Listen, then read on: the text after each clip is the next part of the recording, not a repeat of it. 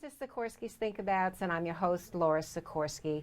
My guests and I share our operations and technology expertise to help you provide outstanding customer service and customer experiences. Today, our guest is Deb Myrick, and she's coming to us via Skype from Pelham, New Hampshire. And Deb and I are going to talk about the do's and don'ts of new technology implementation.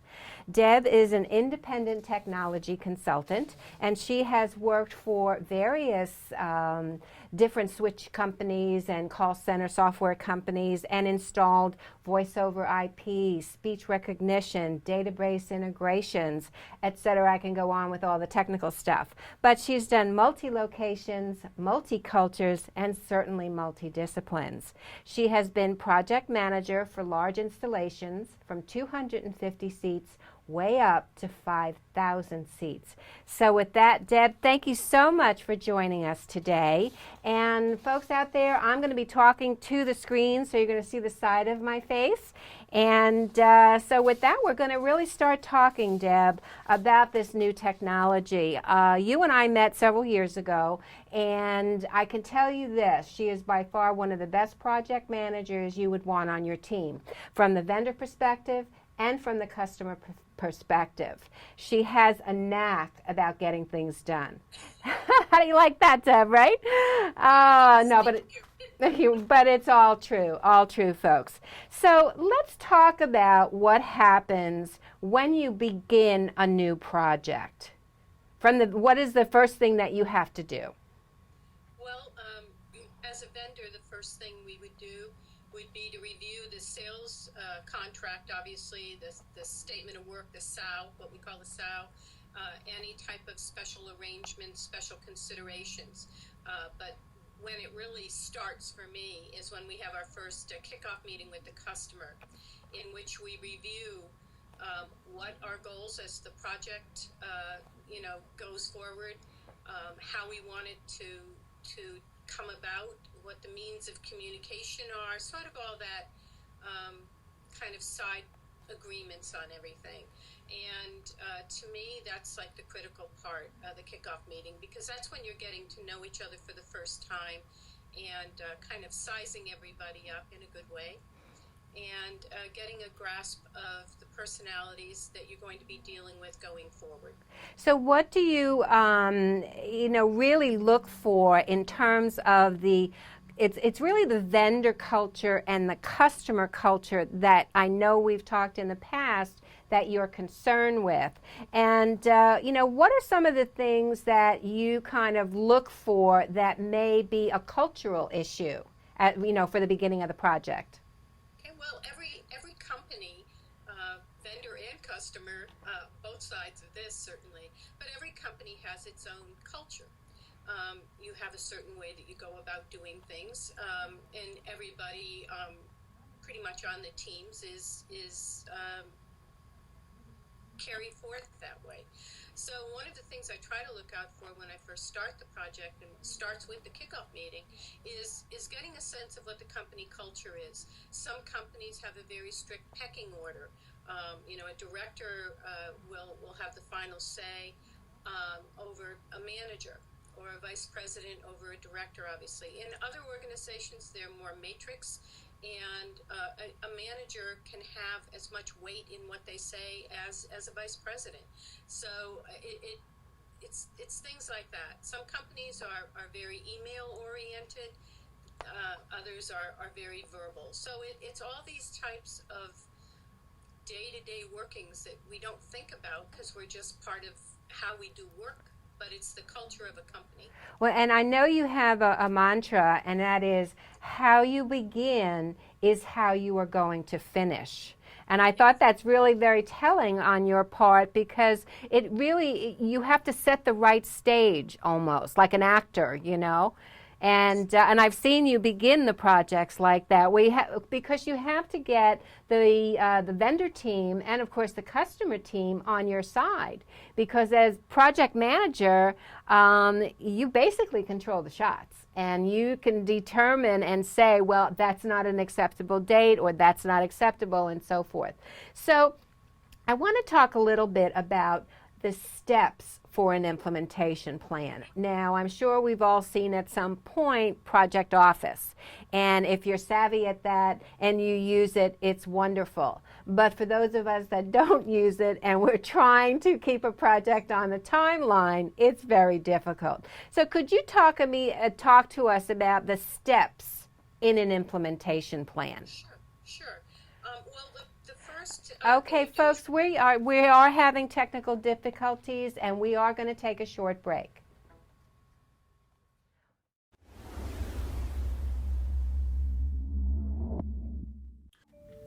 Hey Larry, every week I watch your show.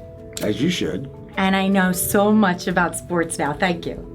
You should be learning about sports, and everybody should be watching all our other shows here on the Daily Blue. Why are you promoting the other shows? I thought you were the king of the Daily Blue. That's true, but I'm all about everybody. It's not always all about me.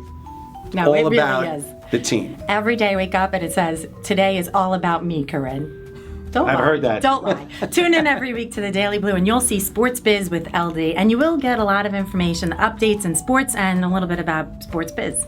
And that's me, Larry Davis, Sports Biz with LD.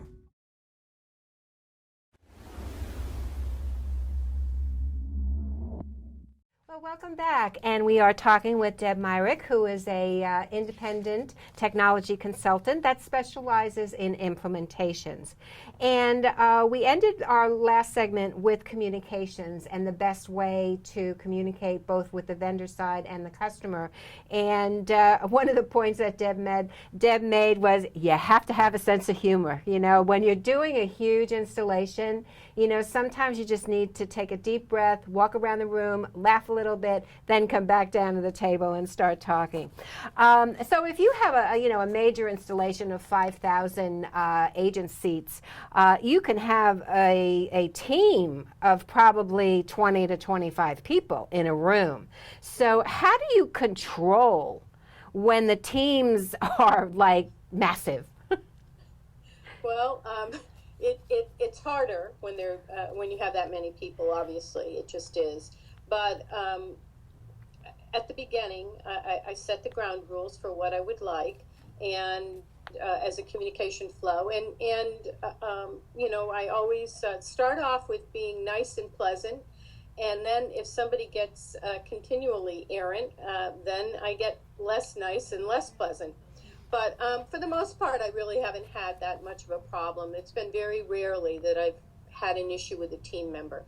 The real problem is, as a vendor, is that if you're not communicating amongst yourselves, somebody's going to get you in the ditch somehow, and they'll get themselves and everybody else in trouble.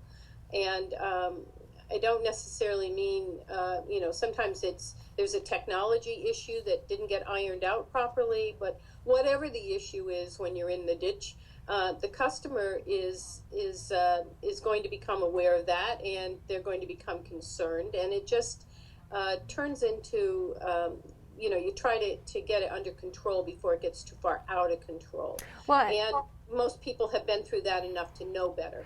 Right, and I think, having been in a lot of implementation meetings, when things get dicey and you're at a point of finger pointing, no, you were supposed to do this and you were supposed to do that, it can get very frustrating. And, sometimes you just, like as a good project manager, you take a deep breath and say, we'll circle back to this at a later date, so that all the, everybody can calm down a little bit. And usually those calm downs is because you're waiting for a clearance, a delivery hasn't come in, the phones haven't been delivered, yet they were expected 2 weeks ago, and, they're stuck in transit somewhere. Many of those type of glitches happen beyond the vendor or the customer's control.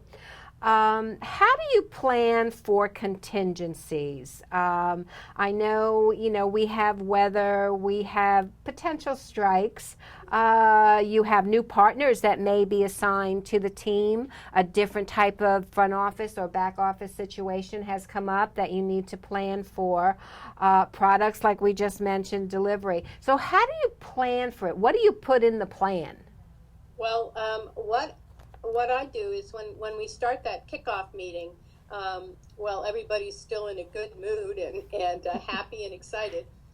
I do mention that there will be problems along the way, and that it's beyond rare that a large project would ever get delivered, on the day you originally assign. It just is near impossible. So I remind everybody continually throughout these weekly meetings, et cetera, and other communications that, things are going to come up. What I try to do in the project plan is put some extra padding, if you will, in there at various parts where I think I may run into an issue. If I don't use it there, believe me, I'll use it someplace else, because it's going to happen. Something will happen. Right.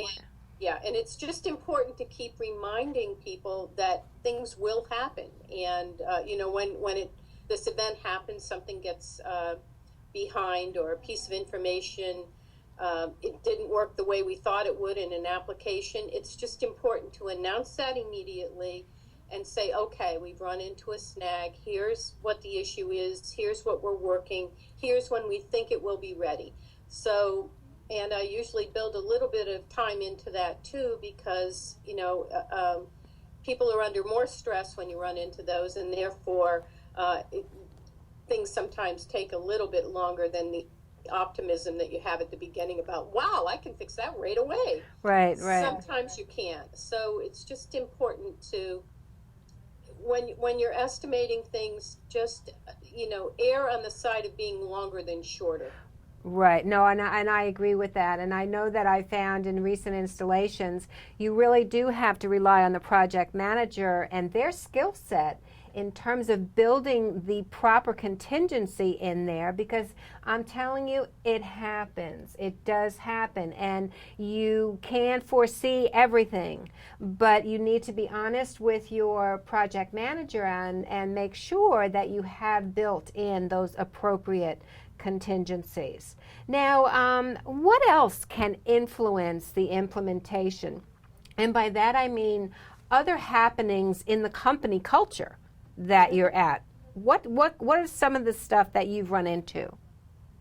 Well, on the good side, I've had some implementations where other departments have they've seen the progress, and it's not even installed yet, and they want to become part of it. So now you've got a major implementation going on, and now they're augmenting it by X amount, which is not, and I'm not talking 3 or 4 people in a group.